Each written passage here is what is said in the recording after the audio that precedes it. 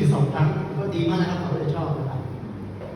I actually got to teach last weekend in another church meeting saying my chosen generation for a friend of mine, Ajan Asami.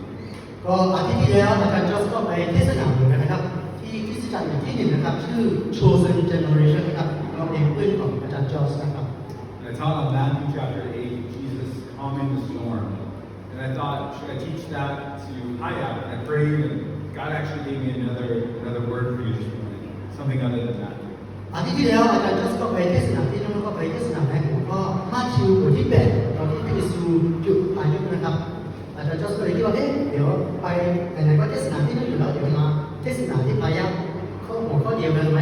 หลังจากนั้นเขาจะอธิษฐานแล้วก็พระเจ้าก็ให้เขานิดหน่อยแล้วก็มีหัวข้อใหม่ที่จะเหมาะกับคริสตจักรของเรามากกว่าเลยวันนี้เราจะเทศนาหัวข้อใหม่นะครับ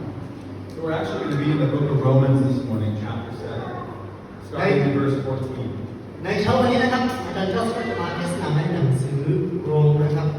บทที่7นะครับเริ่มจากข้อที่14ครับ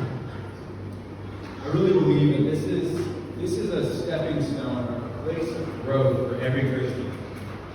อาจารย์จอสก็เลยเชื่อว่าอันนี้มันเป็นสิ่งที่โดยเฉพาะการเป็นคริสเตียนเพื่อที่เราจะได้เติบโตนะครับก็คืออันนี้บทเรียนที่มันจะจำเป็นครับ It's one of those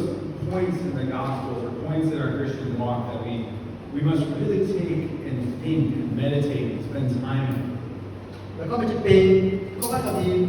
ช่วงหนึ่งที่มันจะสอนเกี่ยวกับความเชื่อของคริสเตียนของเราการดำเนินชีวิตของเรานะครับเราก็จะต้องมาดูจริงๆจังๆแล้วก็มาดูคำถามนะครับในบทที่7นะครับ So we're actually going to be going from chapter 7 of Romans, verse 14, all the way to chapter 8, verse 17. What we're going to see is this transition between chapter 7 into chapter 8. ที่จริงแล้วในเช้าวันนี้อาจารย์ก็บอกว่าเราจะมาดูตั้งแต่หนังสือโรมบทที่7ข้อที่14ถึงหนังสือโรมบทที่8ข้อที่หลายข้ออยู่นะครับ15หรือเปล่าประมาณนั้นเราจะได้ดูว่าการเปลี่ยนแปลงจากบทที่7ถึงบทที่8นี่มีอะไรบ้างนะครับ What the Apostle Paul gives us is this picture of a man, a Christian, who is walking in the flesh, still saved, but walking in the flesh, and then walking in the Spirit. ก็ในที่นี้นะครับอาจารย์เปาโลนะครับเปาโลก็สอนเกี่ยวกับมนุษย์ของเรานะครับที่เดินในทำตามเนื้อหนังของตัวเองแล้วก็การดำเนินทำตามพระวิญญาณบริสุทธิ์ประมาณนั้นมี2แบบ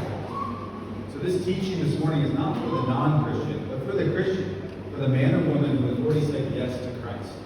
บทเรียนในเช้าวันนี้ก็คือเขาไม่ได้เตรียมสำหรับผู้ที่ยังไม่รู้จักพระเจ้าแต่ไม่ได้สำหรับคริสเตียนนะครับสำหรับผู้ที่เดินตามพระเจ้าอยู่แล้วนะครับ Because every believer faces a choice every day. เพราะว่าเราเป็นผู้เชื่อเราเป็นคริสเตียนที่ในทุกวันเราก็จะต้องเผชิญกับสิ่งที่เราจะต้องเลือกว่าเราจะเลือกทางไหนครับ The choice is, do I live in the flesh or do I live in the Spirit? ก็คือเราจะต้องเลือกว่าในทุกวันของการเป็นคริสเตียนเราจะเลือกว่าเราจะทำตามเนื้อหนังของเราใจของตัวเองหรือว่าเราจะทำตามพระวิญญาณบริสุทธิ์หรือเปล่าในทุกวันเราจะต้องเลือกนะครับ Do I allow my flesh to lead and my self-will, my self-desire? Do I allow the Spirit of God to move in me and use me? แล้วก็ในทุกวันเราก็ต้องถามตัวเองว่าเราจะให้เนื้อหนังหัวใจของเราดำเนินชีวิตของเราหรือว่าเราจะให้พระวิญญาณบริสุทธิ์ที่จะนำชีวิตของเราในแต่ละวันหรือเปล่าโดยทุกวันนะครับ